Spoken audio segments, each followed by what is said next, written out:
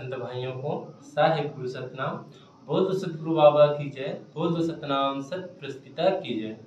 हे संतों, आज हम मेरे कुछ संत भाइयों ने मेरे वीडियो में कमेंट कर पूछा है कि बाबा जी को भोग कैसे लगाएं।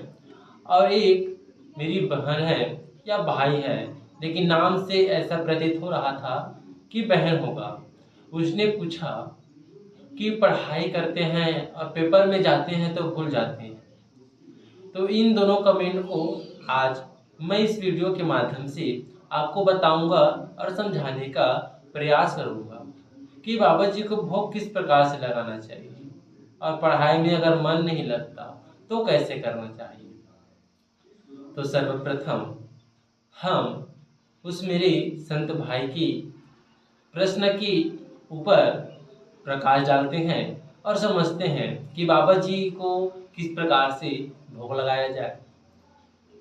तो गुरु जी को भोग लगाने के लिए क्या करना पड़ेगा, कैसे करना पड़ेगा, उनका नियम क्या है, विधि क्या है, उसका विस्तार क्या है और किसका भोग लगाना चाहिए।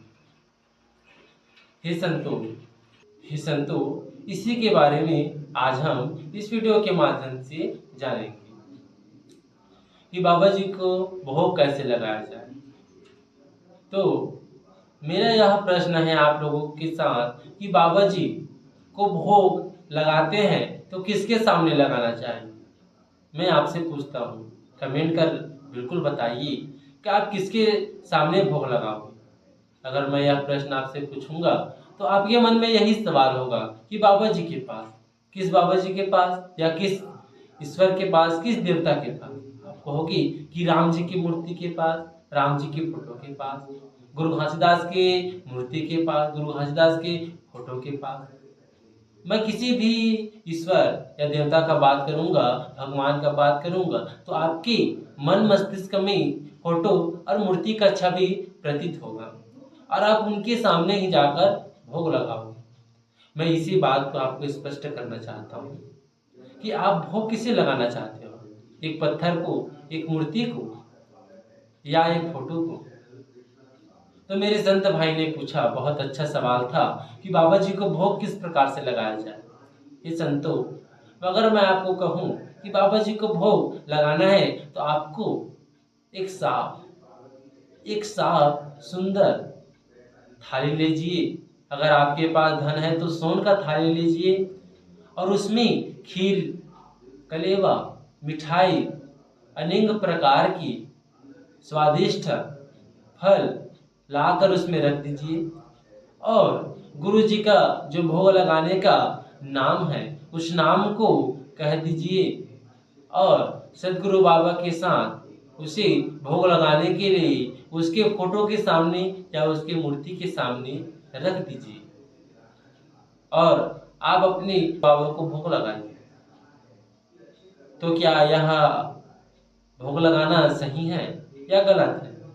मेरे ख्याल से मुझे यह भोग लगाना किसी भी प्रकार से अच्छा नहीं लग रहा। यह भोग लगाना मुझे किसी भी प्रकार से अच्छा नहीं लग रहा है। क्या इसी को भोग लगाना कहते हैं?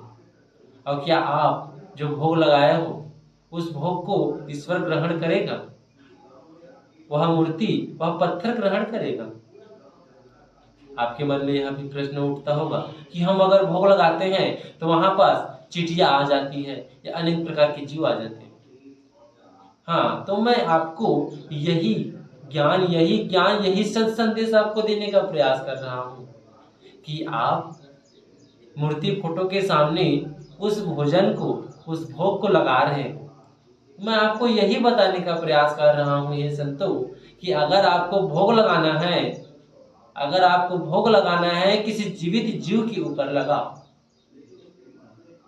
लेकिन आपके मन मस्तिष्क में यही है कि मुझे विश्वास है, पत्थर में, मूर्ति में मुझे विश्वास है कि यही इसमें भगवान है।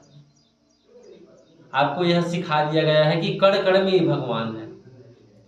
आपको यही सिखा दिया गया है कि कण कण में भगवान है। हे संतों, कण कण में भगवान अगर रहता, कण कण में अगर भगवान रहता तो बाबा गुरु घासीदास और महात्मा बोध और कबीरदास और बड़े बड़े संत वे कभी भी एक स्थान पर बैठकर ध्यान में मग्न नहीं होते।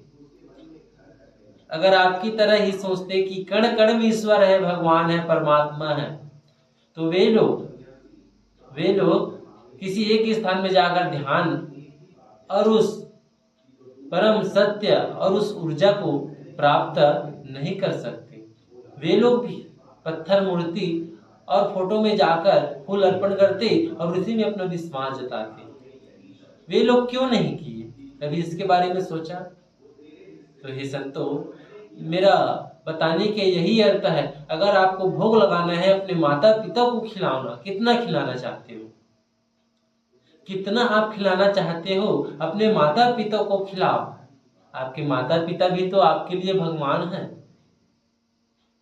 स्वयं श्री कृष्ण ने कहा, गुरु घासीदास ने कहा कि आपके माता पिता आपके लिए भगवान हैं।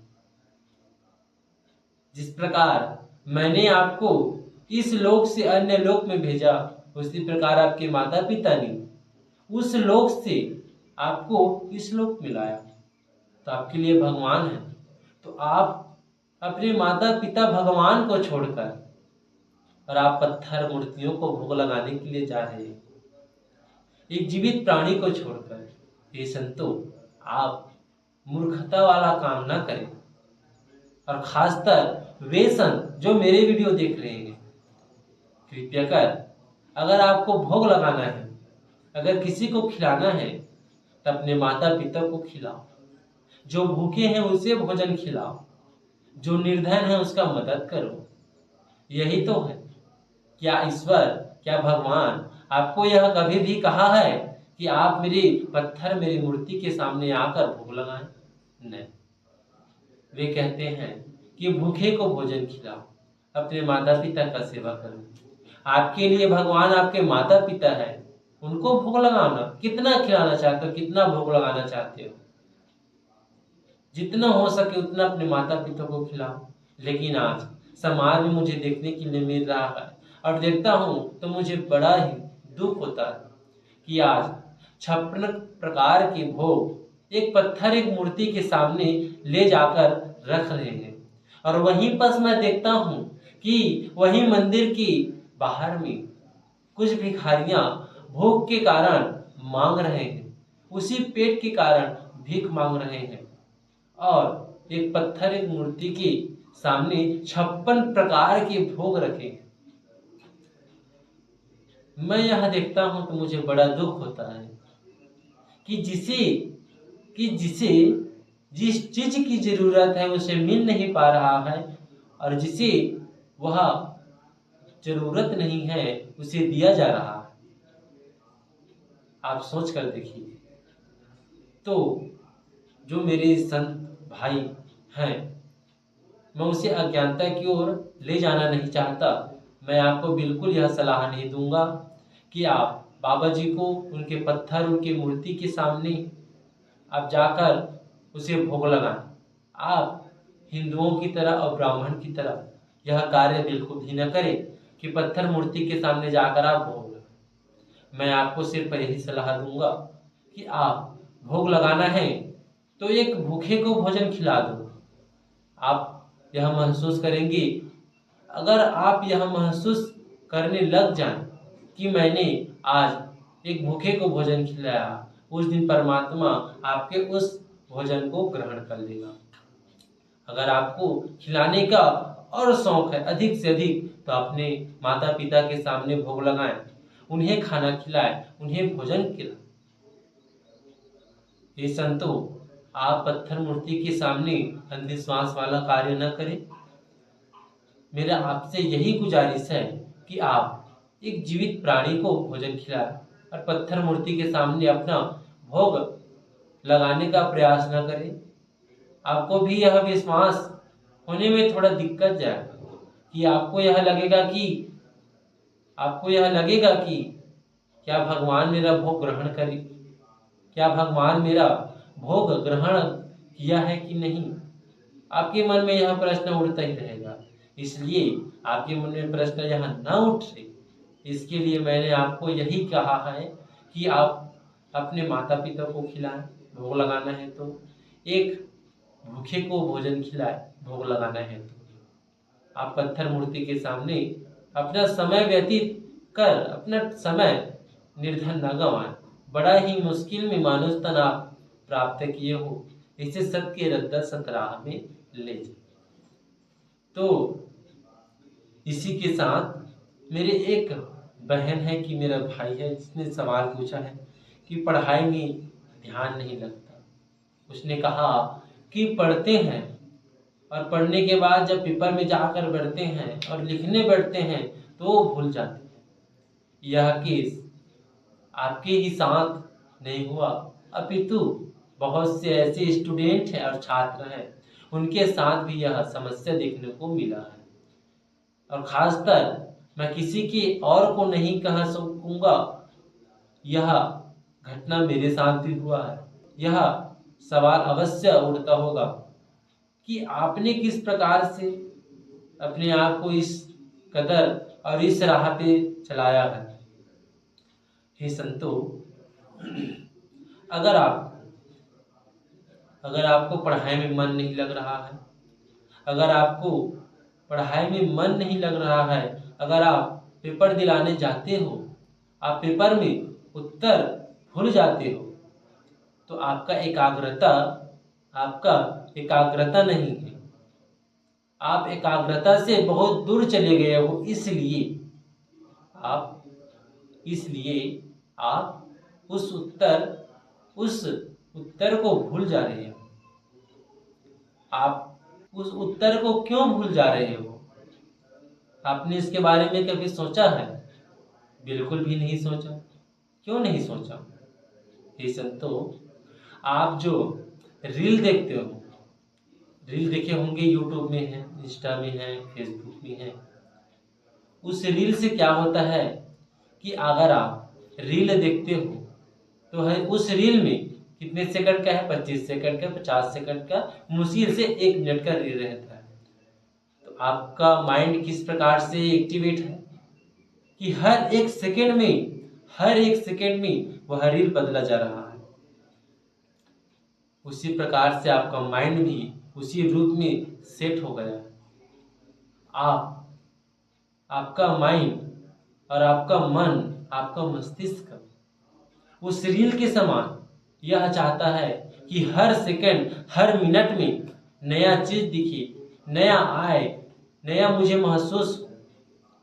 आप 2 घंटे का वीडियो देख लीजिए और वहीं 1 मिनट का वीडियो देख लीजिए, आपका माइंड उसी प्रकार से कार्य करने लग जाए। तो ठीक उसी प्रकार उस रील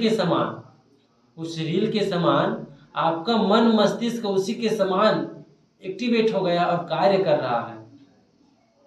और आप किसी उत्तर को याद करते हो, अगर आप किसी उत्तर को याद करते हो, उस रील के समान आपका भी माइंड दूसरी ओर चला जाता है और किसी दूसरे चीज को एक्टिवेट कर लेता है। क्यों? क्योंकि वो रील देख रहे हो आप। तो ये संतो, आप अपनी एकाग्रता को बढ़ाएं। अगर पढ़ाई में मन नहीं लग रहा है तो मैंने ध्यान किस प्रकार से करना है उसके बारे में वीडियो बनाया है। क्योंकि अगर आपका एकाग्रता मजबूत रहेगा तो आपको पढ़ाई में मन लगेगा। अगर आप किसी भी उत्तर, किसी भी के बारे में जानना चाहते हो, याद करना चाहते हो, वह आपको पूर्ण रूप से याद रहेगा और लॉन्ग समय के लिए याद रहेगा। आपको वह लॉन्ग समय अर्थात बहुत अधिक समय के लिए आपको याद रहेगा। क्योंकि आपका एकाग्रता किसी चीज में लग जाता है, वह चीज आपको अधिक से अधिक याद रहेगा। क्योंकि आपने यह महसूस किया होगा कि अगर आप बुरी चीज देखते हो, खासकर स्त्री के बारे में, अगर आप गलत धारणा निकाल कर देखते हो, गलत धारणा, गलत चीज, तो आपके माइंड में वह इस प्रकार से छिप जाता है, आप बुढ़ा जाओगे फिर भी आप उसे भूल नहीं सकोगे। क्यों? क्योंकि आपका माइंड, मन, मस्तिष्क पूरी तरह उसकी ओर एकाग्रता है। मैं वही कहना चाहता हूँ कि उसी एकाग्रता को बढ़ाने के लिए आपको ध्यान करना पड़ेगा। अगर आपका ध्यान पढ़ाई में एकाग्रता बढ़ जाए तो आपको दुनिया का कोई भी ताकत, याद किया हुआ कोई भी व्यक्ति उसे छुड़ा नहीं सकेगा और आप इंटेलिजेंट के साथ जीनियर भी हो जाएंगे। तो मेरी उस भाई और बहन से और जितने भी संत मेरे यह वीडियो देख रहे हैं, उन सभी से यही मेरा सलाह है कि आप ध्यान करें और अपने आप एकाग्रता को बढ़ाएं, अष्टांग योग करें। अब आपके मन में यह प्रश्न उठता होगा, अष्टांग योग क्या होता है? उनके बारे में मैंने वीडियो बनाया है। अगर आप उसे धारण कर चलते हो तो मेरा यह गारंटी है कि आप एकाग्रता की उस चरम सत्य की ओर अवश्य पहुंच जाएंगे। इस प्रकार से आपका एकाग्रता बढ़ेगा और आप याद किया हुआ जो भी है उसे आप अधिक समय के लिए याद कर सकते हो और शॉर्ट टाइम मेमोरी लॉस वाला कार्य आपका बिल्कुल भी नहीं होगा। तो इसी के साथ मेरे दो संतों ने यह प्रश्न पूछा और मैंने दो संतों का प्रश्न देखा और बाकियों का भी प्रश्न देखता हूँ कि क्या पूछे हैं, कैसे पूछे हैं। साहेब गुरु सतनाम, साहेब गुरु सतनाम। बोल दो सतगुरु बाबा की जय, बोल दो सतनाम सत प्रस्तुता की जय।